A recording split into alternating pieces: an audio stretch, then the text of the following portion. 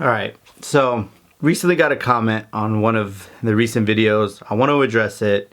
It has a lot to do with some of the current events, so I feel it's appropriate that I use my responsibility with this platform to acknowledge the other side of things. What's going on, TD Nation? It's your boy Dizzy. How we all doing out there? Now, today I want to talk about, well, I kind of want to just keep it real for a little bit. One of my more recent videos where I was excited that sports were coming back, excited that I was able to watch the Galaxy and MLS play the other night, well, a couple weeks ago now, and that, like, the NBA's back and baseball came back and football is kind of going steady to remain on track for their season. And I think it's worth addressing, the elephant in the room, and that, obviously nothing is over with, nothing is done with, nothing is 100% foolproof and safe as of right now. The main thing that really seems like it is holding up and is foolproof is the NBA bubble. I mean, so far 0 positive COVID tests.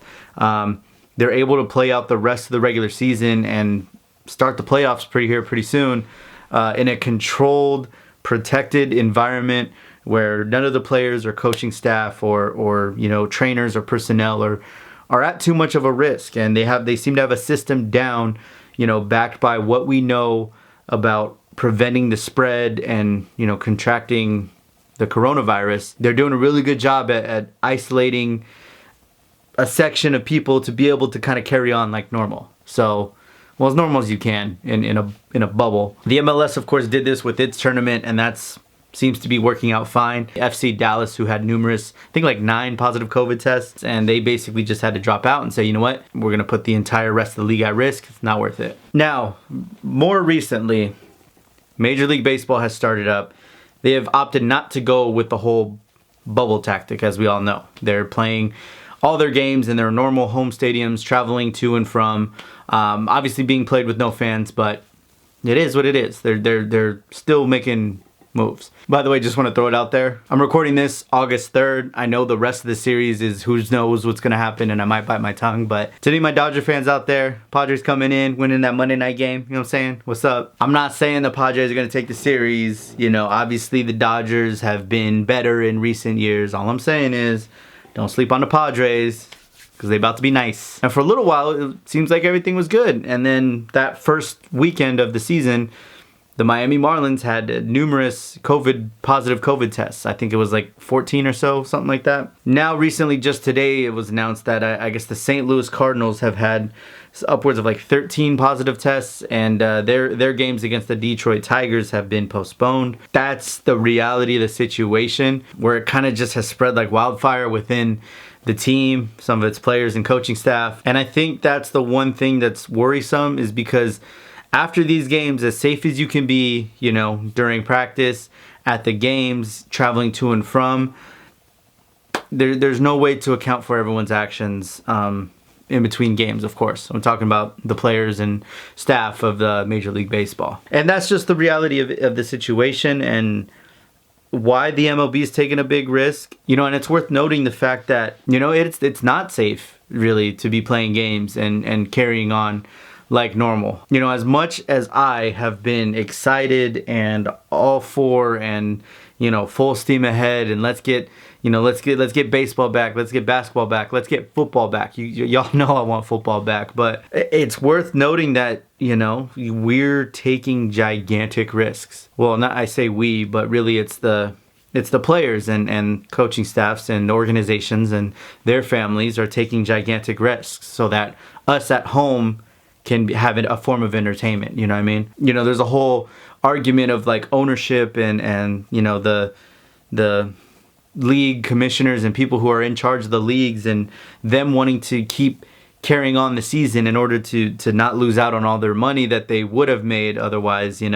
So how much of it is like, we really want to put on this thing for sports because we think it'll be great for people and be able to be a distraction and a form of entertainment in a time of need. It's like, how much of it is that message, and how much of it is like, okay, owners, league officials, they just want their money. And of course, there's opt-out clauses for a lot of things, and I'm not the best of informed, so I don't want to dive too much deep into it. But from what I do know, I know in the NFL, the players have an opt-out clause, and they'll receive $150,000 for the season for not playing, but it's not so much just a free $150K. It's basically an advance on future earnings. So, you know, basically if everything chills out, next season they play a regular season, $150K of their future earnings basically get paid back to the league. They're basically getting a loan for the year to opt out. Thoughts in the comments below? What you think? You know, there's an opt-out option, but is it really an opt-out option?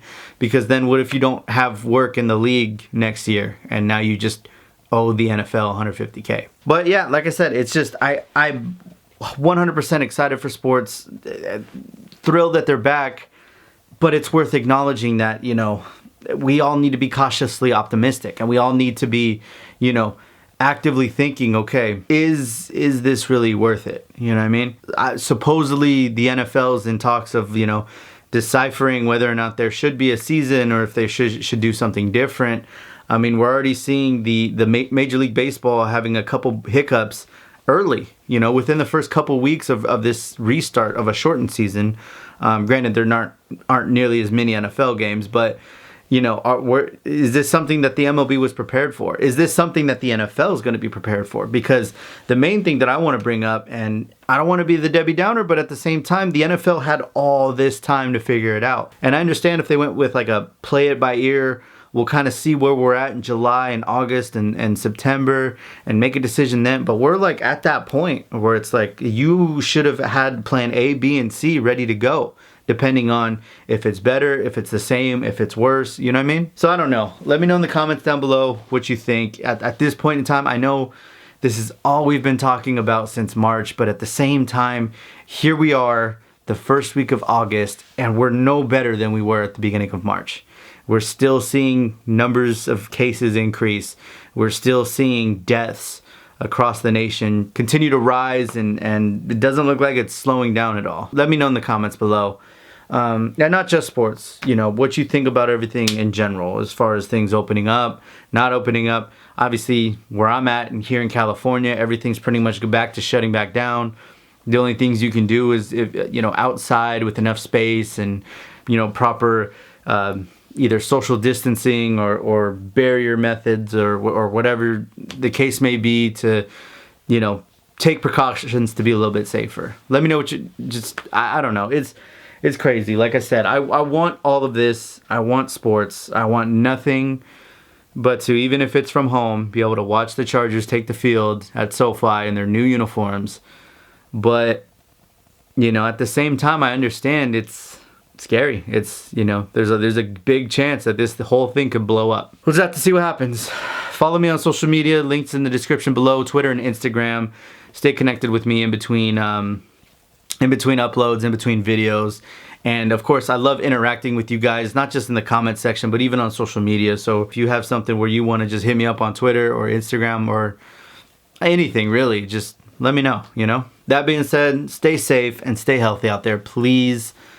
If you're watching one of my videos, I hope you're being responsible and doing what you're supposed to do to not make this thing worse. So, yeah, stay safe, everyone. And I'll see you guys in the next one. And peace.